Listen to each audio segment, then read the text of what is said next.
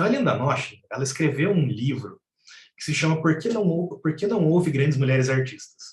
No Brasil, ele foi publicado pela Edições Aura, em 2016, e daí a Aura fechou as portas e disponibilizou o catálogo para download em PDF na internet. Então, vocês encontram grátis o livro da Linda Nosh.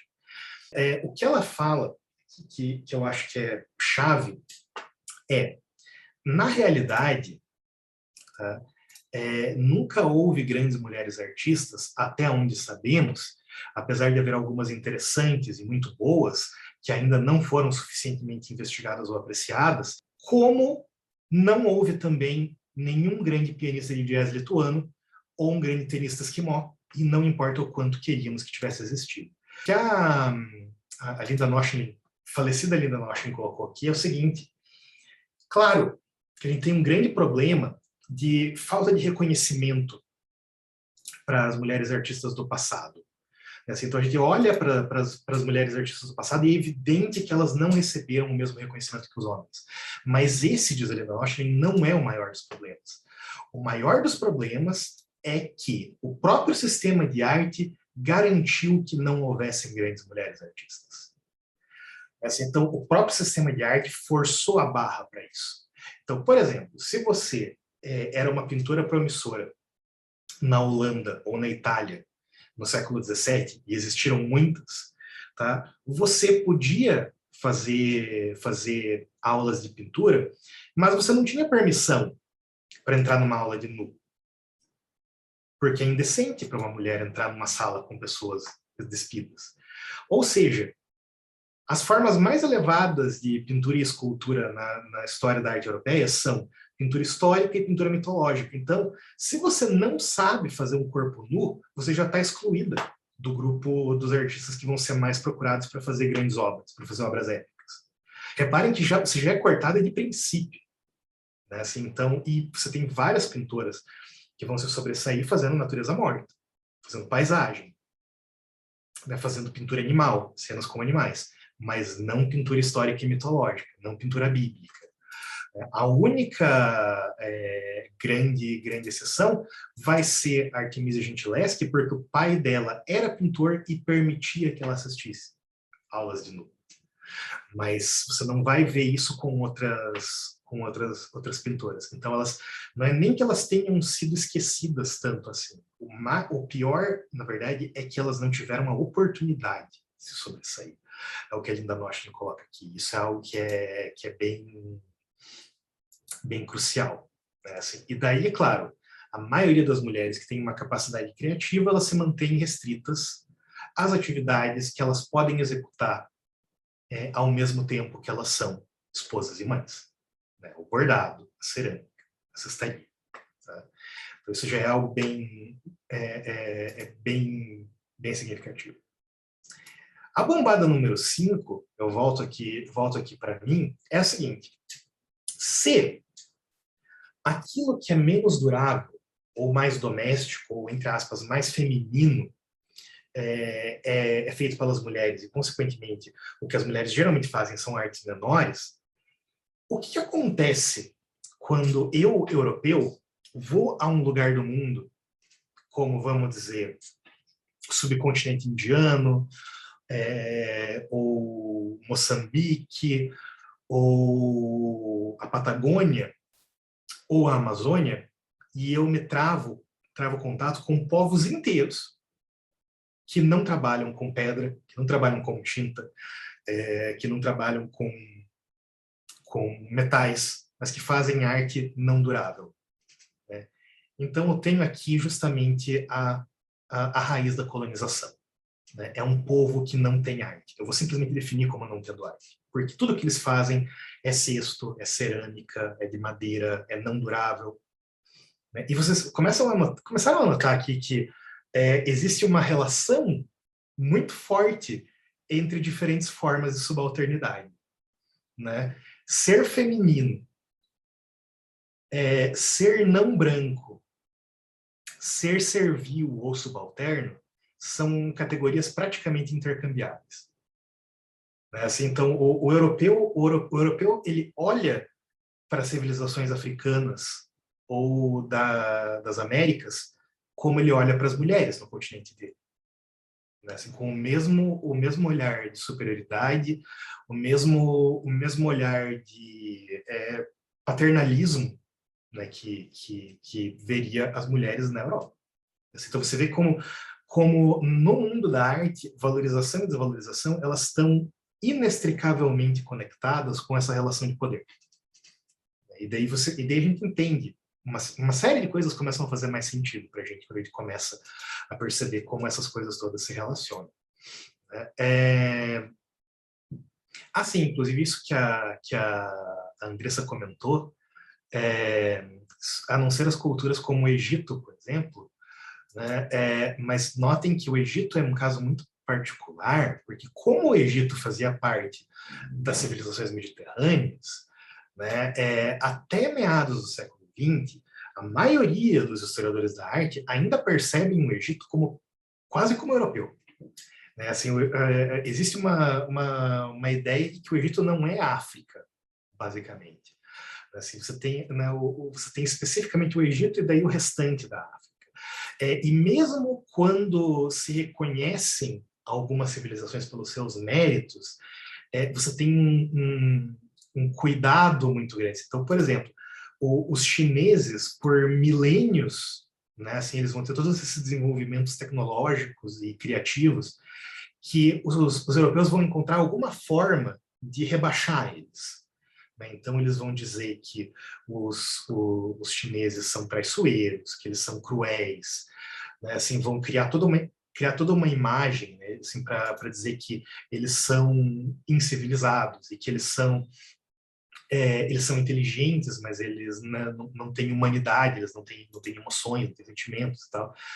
Então, você tem, né, assim, um esforço intelectual muito grande dos europeus, principalmente entre os séculos XVIII e XIX, de colocar os outros povos em uma posição de subalternidade natural, que também é a posição de subalternidade natural das mulheres, que também é a posição de subalternidade natural dos servos, numa estrutura feudal. Né? Então, é um negócio assim que quando você começa a ligar os pontinhos, não tem mais limite. Então, o que quer dizer que, quando os europeus se confrontaram com criações artísticas de povos não europeus, elas foram imediatamente classificadas como menos intelectuais, mais manuais, menos duráveis, menos relevantes e, portanto, menores, ou até mesmo uma não-arte, ou uma arte menor, às vezes uma arte primitiva. Se for ouvir, esse termo é horrível, por favor, não usem arte primitiva, assim, a menos que vocês forem usar de uma forma irônica. Tá? Assim, arte primitiva é um termo que assim, as pessoas ainda usam muito.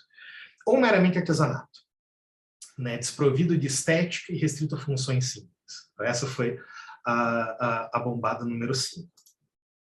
E eu não digitei errado. Essa é a bombada número 6, mas está com a bombada número 5 aí.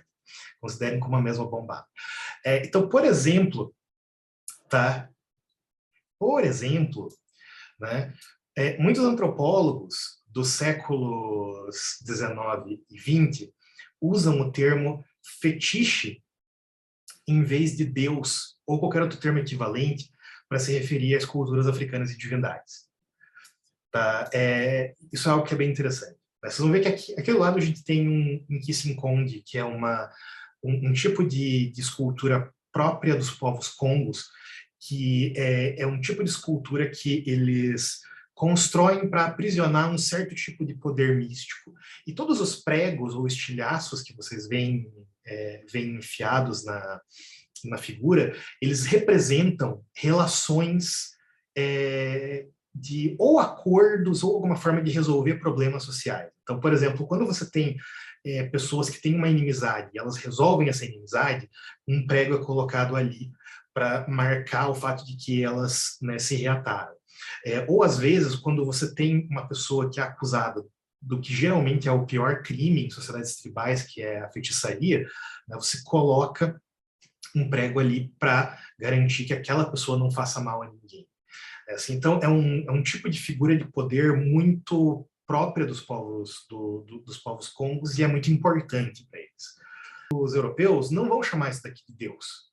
Eles não vão falar como eles falariam, por exemplo, de uma escultura de Júpiter ou de Hermes, de Deus. Eles chamam de fetiche.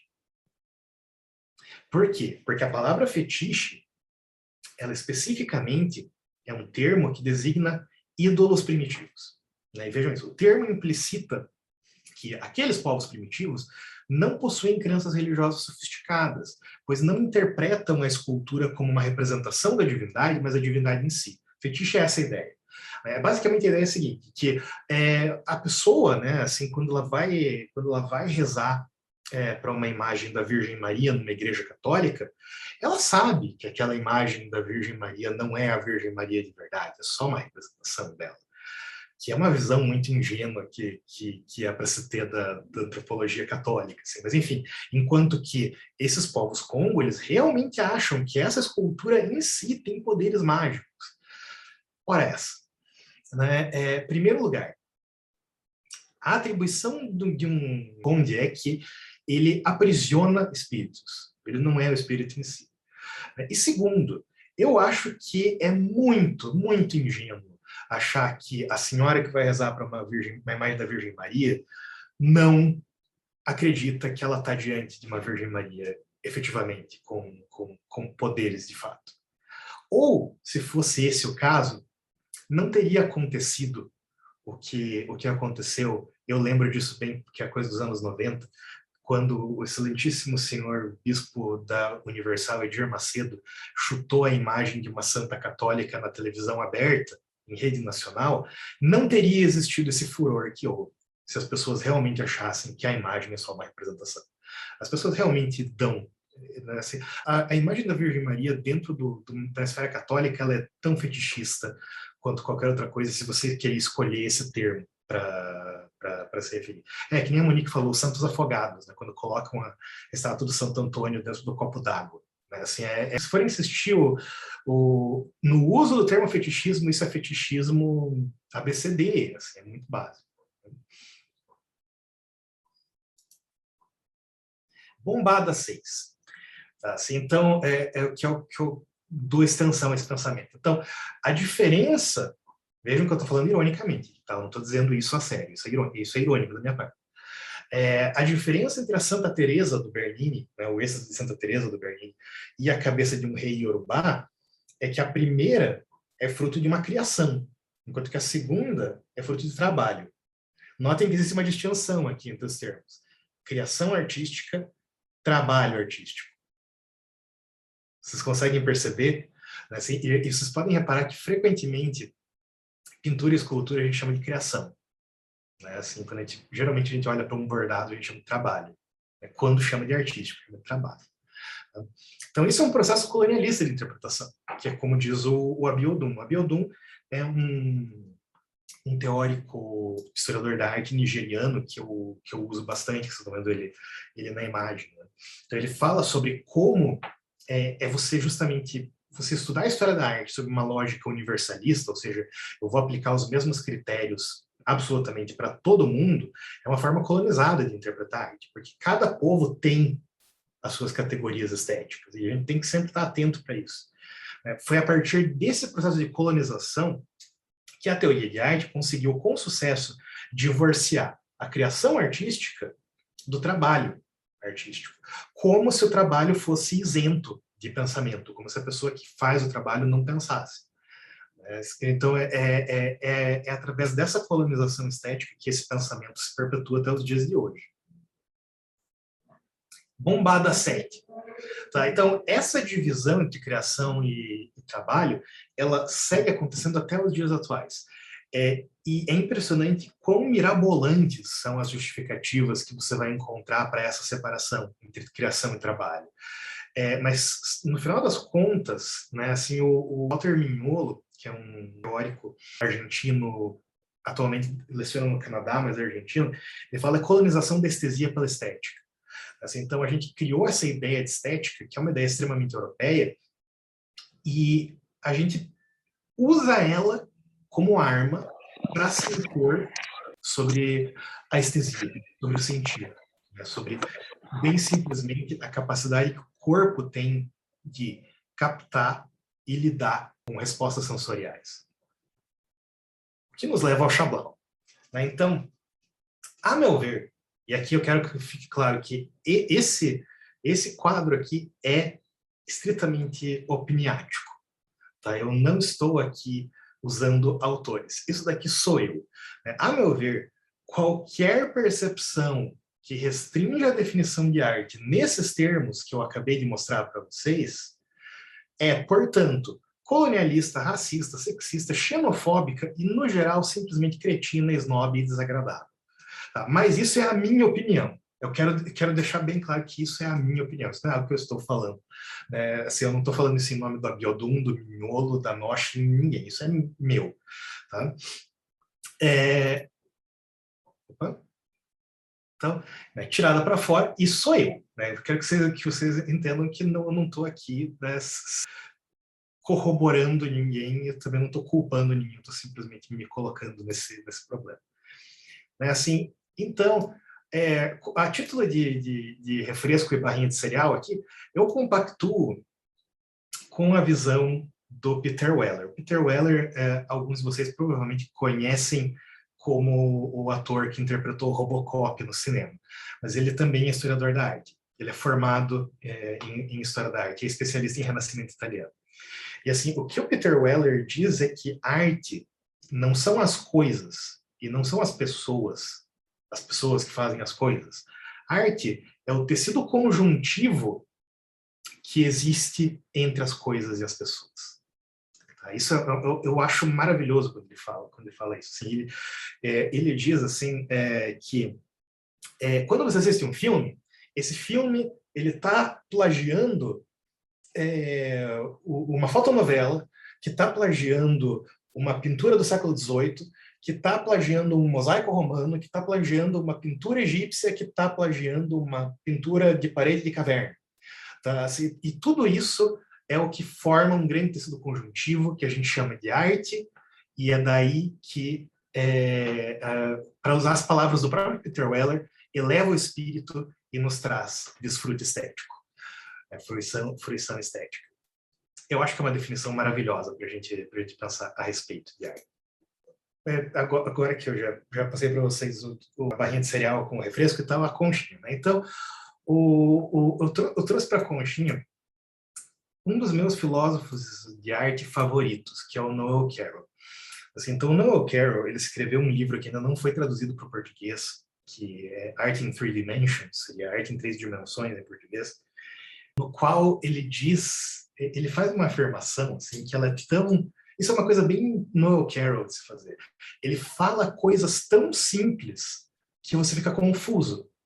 Na verdade, porque são coisas que elas são tão diretas que você não está esperando que alguém seja tão objetivo com você. Assim, você está acostumado a ler filosofia esperando passar meia hora tentando entender um parágrafo. Ele fala coisas tão na lata que elas te deixam até meio perdidos. E quando ele vai falar sobre o que é arte, ele diz: arte é o que faz parte da história da arte. E isso tipo a melhor definição de arte que existe, e ela casa muito bem com o que o Peter Weller falou sobre a questão do tecido conjuntivo. Né? Arte não é uma coisa, não é uma coisinha em particular, não é um tipo de coisinha, mas é o modo como essas relações se constroem. Tá? Assim, então, a partir do momento que eu discuto se algo tem propriedades artísticas, aquilo está, de algum modo, entrando na história da arte. Se eu sou capaz de argumentar que aquilo dialoga com contradições artísticas, eu estou desvelando o estatuto de arte que aquilo tem. E é por isso que eu sempre tenho essa encrenca, assim, né, que eu falo que, claro, artes visuais, arquitetura e design são três áreas diferentes. Mas as fronteiras entre elas não são tão limpas quanto a maioria das pessoas acham que elas são. Assim, artes visuais, arquitetura e design se penetram o tempo todo. E são fronteiras que são muito nebulosas. Infelizmente, eu já tive essa impressão de muitos designers, e eu acho que tem muitos aqui, né?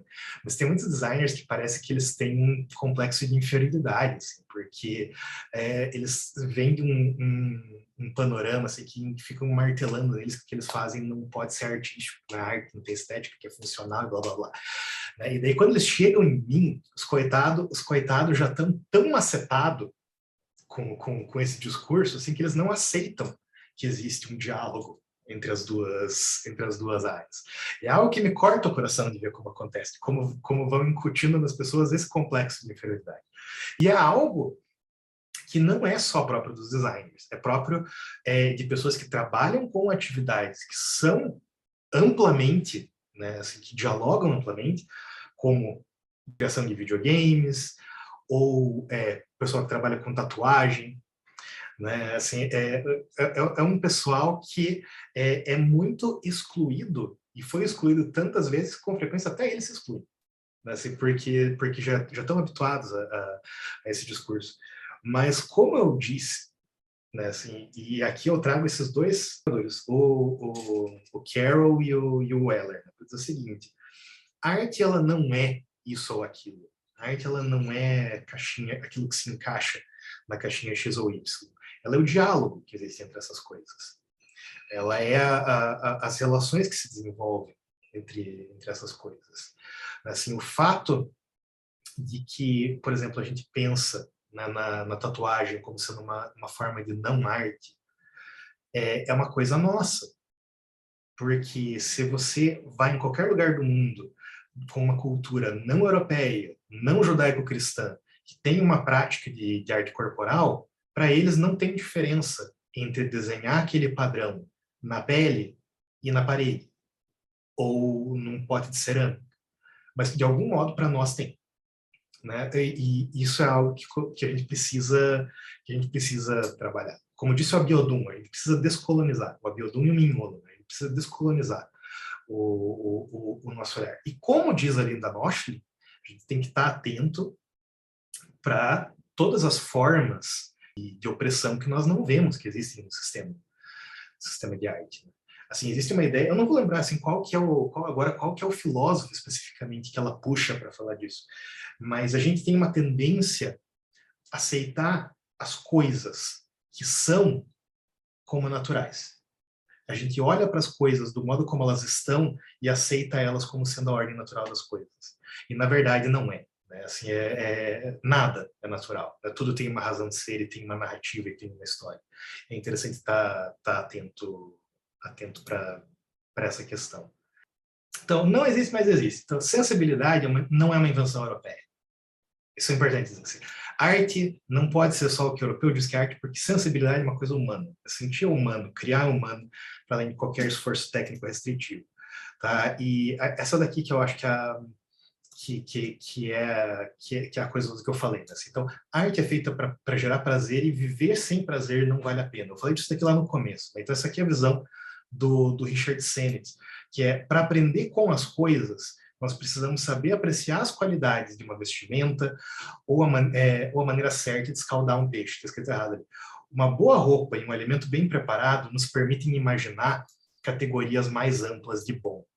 Tá? Isso daqui é algo que é super filosófico e que eu acho que é interessantíssimo que o Sennett fala, que ninguém mais fala, que é que se você não sabe o que é uma roupa que cai bem, se você não sabe o que é uma comida gostosa, se você não sabe o que é um bom abraço, se você não sabe o que é uma música agradável, você nunca vai saber o que é bom. Porque não existe ponto de referência. Né? Assim, quando você para pensar na justiça social, ética, são comida gostosa para a mente, comida gostosa para o espírito. Então, se você não tem um bom referencial das coisas feitas com as mãos, das coisas bem feitas com as mãos, você não tem um bom referencial de coisa boa no geral. Isso é uma reflexão que eu deixo para vocês. Aqui estão as minhas referências teóricas.